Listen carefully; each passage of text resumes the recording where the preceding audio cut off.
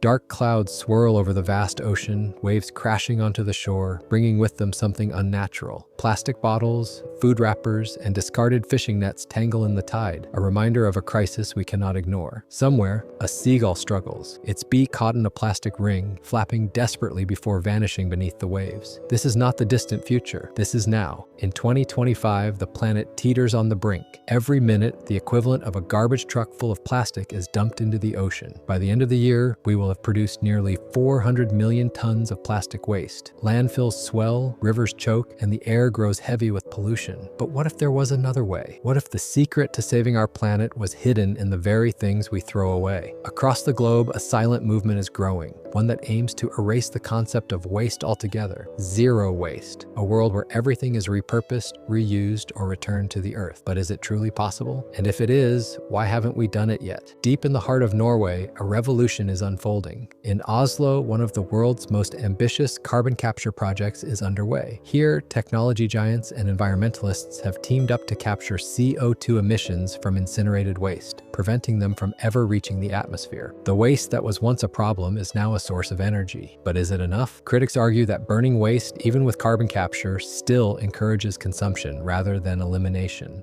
In Japan, the town of Kamikatsu has already stepped into the future. With only 1,500 residents, this small community has managed to recycle or compost 80% of its waste. There are no garbage trucks here. Instead, locals meticulously separate their waste into 45 different categories. Glass bottles are sorted by color, plastic caps removed, labels peeled off. Their goal? To become completely zero waste by 2030. It is a painstaking effort, but the people of Kamikatsu believe in a future where nothing is wasted. Meanwhile, in the deserts of Chile, a different battle is being fought. Atacama, one of the driest places on Earth, has become a dumping ground for fast fashion. Millions of unsold, discarded, and returned garments are abandoned here every year. The fashion industry, responsible for 10% of global carbon emissions, is one of the biggest polluters on the planet. Yet one man, Bastian Baria, is taking a stand. His initiative, Recommerce Atacama, collects abandoned clothes and redistributes them for free. A dress meant for destruction finds a new owner. A jacket, once discarded, now shelters a child from the cold. But can one man's fight against fast fashion truly change an industry worth trillions? Across the Atlantic, in the lush countryside of Ireland, Killarney is proving that change is possible on a larger scale. Here, the Sustainable Killarney 2030 initiative has convinced dozens of businesses to eliminate single-use cups and embrace fully biodegradable packaging. Schools teach children not just how to recycle, but how to create a world where recycling isn't necessary. Every coffee cup saved, every plastic bag refused, is a step toward a zero-waste future. But the road to zero waste is not without its challenges. In the United States, nearly 40% of food is wasted every year, enough to feed millions. The problem isn't just leftovers on dinner plates, it's supermarket shelves overflowing with unsold produce, farms discarding imperfect vegetables, and restaurants tossing out edible food at the end of each day. In New Haven, Connecticut, a new initiative has begun. Composting at scale, families receive color-coded bins, their organic waste transformed into rich soil instead of methane gas. But habits are hard to change. Can convenience-driven societies embrace a system that requires effort? Washington State faces a different challenge. A new bill proposes shifting recycling responsibility to corporations rather than consumers. It sounds promising, but will big businesses truly embrace sustainability, or will they find loopholes to continue producing waste under a different name? The battle between policy and profit rages on.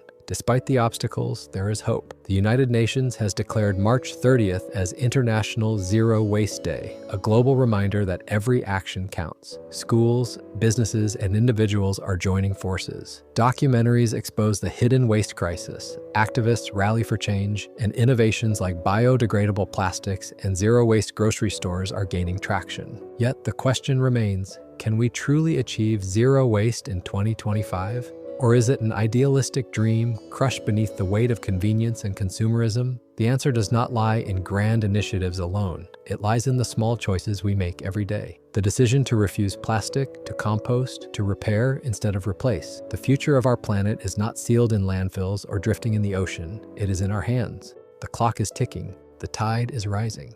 The secret to saving our planet is not in what we consume, but in what we choose to leave behind.